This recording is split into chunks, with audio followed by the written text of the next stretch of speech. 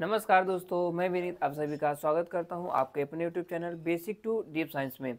जैसा कि दोस्तों आप जानते हैं कि हम लोग क्लास 10 के लिए विज्ञान पढ़ रहे हैं, जिसमें हमारा चैप्टर नंबर 1 चल रहा है, जिसका नाम है प्रकाश का परावर्तन तथा अपवर्तन। ठीक है दोस्तों, इसके पिछले वाले लेक्चर में हम लोग ने पढ़ा था कि प्रतिबिंब क्या होता है और प्रतिबिंब के टाइप्स पढ़े थे, इमेज के टाइप्स पढ़े थे, टू टाइप, रियल इमेज और वर्चुअल इमेज। अगर आप लोग जो है वो वाला वीडियो नहीं देखे हैं तो इस वीडियो के नीचे डिस्क्रिप्शन में उसका लिंक है, जाकर वीडियो को देख सकते हैं। चलिए दोस्तों, आज का टॉपिक है हमारा गोली दर्पण द्वारा प्रतिबिंब बनाने के नियम। गोली दर्पण स्फेरिकल, इंग्लिश में बोलेंगे laws of image formation by a spherical mirror. तो जो है गोली दर्पण द्वारा जो हम लोग प्रतिबिंब बनाते हैं उसके नियम पढ़ेंगे, और हम लोग इसमें कितने नियम पढ़ेंगे? 3 नियम पढ़ेंगे। ये जो नियम है दोस्तों ये बहुत ही इंपॉर्टेंट है, क्योंकि ये नियम जाके जो है केसेस में हम लोग पढ़ेंगे। ये नियम जो है केसेस में लगने वाला है, तो आप लोग इसको एकदम ध्यान से देखेंगे और बहुत ही आसान है। अगर आप लोग इसको ध्यान से समझेंगे तो बहुत ही ईजी पड़ जाएगा। चलिए दोस्तों, अब हम लोग चलते हैं नियम नंबर फर्स्ट पे। नियम नंबर फर्स्ट क्या कहता है, थोड़ा हम लोग डायग्राम से समझते हैं। डायग्राम से समझते हैं दोस्तों। जैसे ये हमारा कौन सा मिरर है? ये हमारा अवतल दर्पण है। क्या है दोस्तों? अवतल दर्पण है दोस्तों। चलिए, अब अवतल दर्पण में पोल कहाँ होता है? पोल ऑफ मिरर कहाँ होता है? पोल पोल होता है दर्पण के मध्य में। कहाँ होता है? दर्पण के मध्य में। M1 M2 क्या है? दर्पण का द्वारक है। क्या है दोस्तों? M1 M2 दर्पण का द्वारक है। चलिए आगे हम लोग चलते हैं। और इसका सेंटर कहाँ होता है? एकदम मध्य में। ठीक है, दर्पण के मध्य में। सी और पी को मिलाने वाली रेखा को हम लोग क्या कहते हैं? मुख्य अक्ष। क्या कहते हैं दोस्तों? मुख्य अक्ष कहते हैं। चलिए थोड़ा समझते हैं पहला नियम क्या कहता है। पहला नियम कहता है दोस्तों, जैसे मान लो मुख्य अक्ष पर ये मान लो कोई वस्तु रखी गई है दोस्तों। अब नियम क्या कहता है? अच्छा, वक्रता केंद्र और पी दर्पण के ध्रुव के बीच में कौन सा पॉइंट होता है? मुख्य फोकस होता है। क्या होता है दोस्तों? मुख्य फोकस होता है। अब वो पहला नियम क्या कहता है? पहला रूल कहता है कि मुख्य अक्ष के समांतर चलने वाली प्रकाश की किरण। पहला नियम क्या कहता है दोस्तों? मुख्य अक्ष के समांतर चलने वाली प्रकाश की किरणें परावर्तन के पश्चात, किसके पश्चात? परावर्तन के पश्चात कहाँ से होकर जाती है? मुख्य फोकस से होकर जाती है। कहाँ से होकर जाती है? मुख्य फोकस से होकर जाती है। तो पहला नियम यही है कि मुख्य अक्ष के समांतर चलने वाली प्रकाश की किरण परावर्तन के पश्चात कहाँ से होकर जाती है? मुख्य फोकस से होकर जाती है। कहाँ से होकर जाती है दोस्तों? मुख्य फोकस से होकर जाती है। अगर हम लोग यहाँ पर उत्तल की बात करेंगे तो थोड़ा समझेंगे उत्तल में क्या होता है। ठीक, इधर कलाई कर देंगे तो ये हमारा मिरर हो जाएगा। कौन सा मिरर? उत्तल दर्पण। ठीक है दोस्तों, ये हम इसका क्या हो जाएगा? द्वारक हो जाएगा। क्या हो जाएगा दोस्तों? दर्पण का द्वारक हो जाएगा।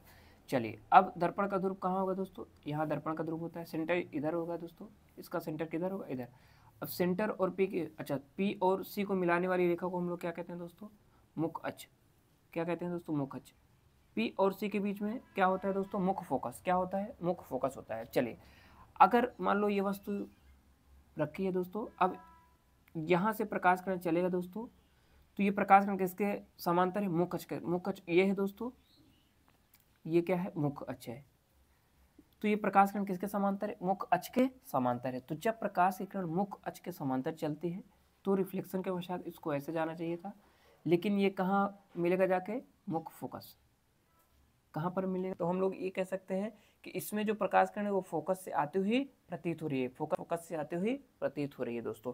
तो हम लोग क्या कहेंगे? कहेंगे कि जब प्रकाश की किरण मुख्य अक्ष के समांतर, ठीक है, जब प्रकाश किरण मुख्य अक्ष के समांतर चलती है तो परावर्तन के पश्चात, दर्पण से परावर्तन के पश्चात मुख्य फोकस से होकर जाती है, या मुख्य फोकस से आती हुई प्रतीत होती है, या मुख्य फोकस से आती हुई प्रतीत होती है। तो हम लोग डेफिनेशन में यही चीज लिखेंगे दोस्तों।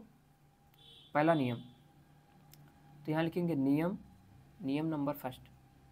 नियम नंबर फर्स्ट क्या है? नियम, नियम है मुख्य अक्ष के समांतर, मुख्य अक्ष के समांतर, मुख्य अक्ष के समांतर चलने वाली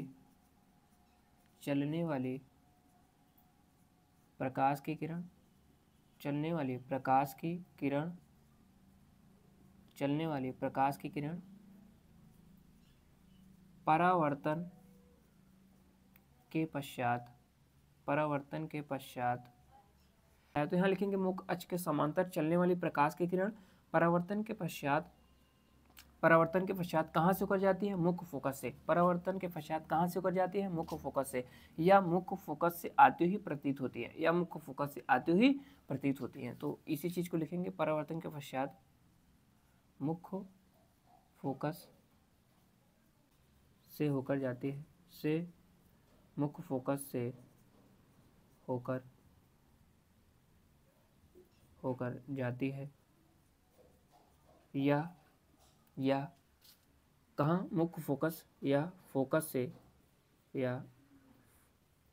से आती हुई, या फोकस से आती हुई प्रतीत होती है, या फोकस से आती हुई प्रतीत होती है, या फोकस से आती हुई प्रतीत होती है।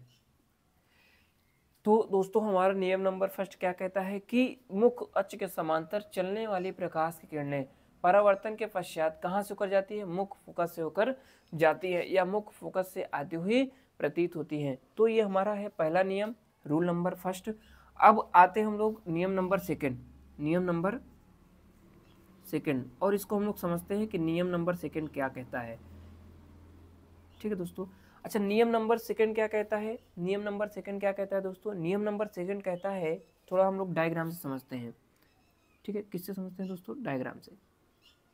अच्छा, नियम नंबर सेकंड क्या कहता है दोस्तों? मान लीजिए ये हमारा क्या है? अवतल दर्पण। क्या है दोस्तों? अवतल दर्पण है। ये दर्पण का क्या हो जाएगा दोस्तों? द्वारक। दर्पण का द्वारक। इसका सेंटर कहाँ होगा? मध्य में। ठीक है, ये पोल ऑफ मिरर दर्पण का ध्रुव हो जाएगा। ये क्या हो जाएगा? फोकस हो जाएगा। क्या हो जाएगा दोस्तों? इसका फोकस, मुख्य फोकस, प्रिंसिपल फोकस। नियम नंबर 2 क्या कहता है? नियम नंबर 2 कहता है कि वक्रता केंद्र होकर जाने वाली प्रकाश किरणें, वक्रता केंद्र से होकर जाने वाली प्रकाश की किरणें परावर्तन के पश्चात अपने ही मार्ग से वापस लौट जाती है, या वक्रता केंद्र से जाने वाली प्रकाश किरण परावर्तन के पश्चात अपने ही मार्ग से वापस लौट जाती है। तो दोस्तों नियम नंबर 2 क्या कहता है कि नियम नंबर 2 कहता है कि वक्रता केंद्र से जाने वाली प्रकाश की किरण, या वक्रता केंद्र की ओर जाने वाली प्रकाश की किरण लेंस दर्पण से परावर्तन के पश्चात अपने ही मार्ग से वापस लौट जाती है। तो नियम नंबर 2 क्या कहता है? नियम नंबर 2 कहता है कि जब प्रकाश की किरणें वक्रता केंद्र से या वक्रता केंद्र की ओर जाने वाली प्रकाश की किरणें परावर्तन के पश्चात दर्पण से परावर्तन के पश्चात अपने ही मार्ग से, ठीक है ना, दर्पण से परावर्तन के पश्चात अपने ही मार्ग से वापस लौट जाती है। तो दोस्तों आप लोग इसको नोट कर लीजिए, फिर हम लोग आगे देखते हैं नियम नंबर 3। चलिए दोस्तों, अब आते हैं हम लोग नियम नंबर 3, और इसे हम लोग पढ़ते हैं कि नियम नंबर 3 क्या कहता है। नियम नंबर 3 कहता है कि मुख्य फोकस से होकर जाने वाली प्रकाश की किरणें परावर्तन के पश्चात मुख्य अक्ष के समांतर हो जाती है। क्या कहता है नियम नंबर 3? मुख्य फोकस से या मुख्य फोकस की ओर जाने वाली प्रकाश की किरणें परावर्तन के पश्चात मुख्य अक्ष के, ये क्या है? मुख्य अक्ष है। ये क्या है दोस्तों? मुख्य अक्ष है।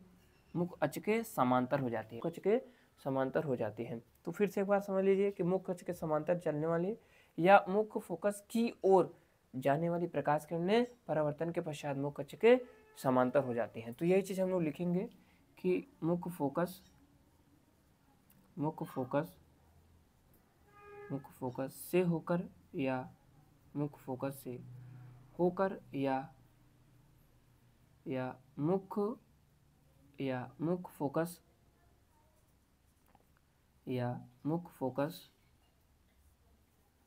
की ओर या मुख्य फोकस की ओर जाने वाली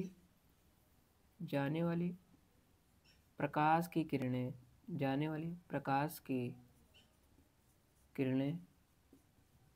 किरणें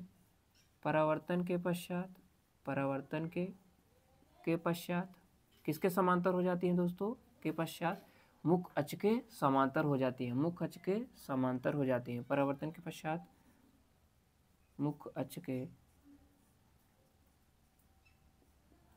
मुख अक्ष के समांतर हो जाती हैं, समांतर हो जाती हैं, समांतर हो जाती है। ठीक है दोस्तों, तो हम लोग इसमें कितने नियम पढ़े दोस्तों? 3 नियम पढ़े। फर्स्ट नियम क्या कहता है? पहला नियम कहता है कि मुख अक्ष के समांतर चलने वाली प्रकाश की किरणें परावर्तन के पश्चात कहाँ से होकर जाती हैं? मुख फोकस से होकर जाती हैं। सेकंड नियम हम लोग का पढ़े, सेकंड नियम पढ़े दोस्तों कि वक्रता केंद्र से होकर जाने वाली प्रकाश की किरणें अपने ही मार्ग से वापस लौट जाती है। थर्ड नियम हम लोग का पढ़े दोस्तों, थर्ड नियम हम लोग पढ़े बच्चों कि मुख फोकस से होकर जाने वाली प्रकाश की किरणें परावर्तन के पश्चात मुख अक्ष के समांतर हो जाती हैं। तो कितने नियम पढ़े हम लोग दोस्तों? 3 नियम पढ़े। आशा करते हैं तीनों नियम आप सभी को समझ में आया होगा। तो आप लोग इसको नोट कर लीजिए दोस्तों।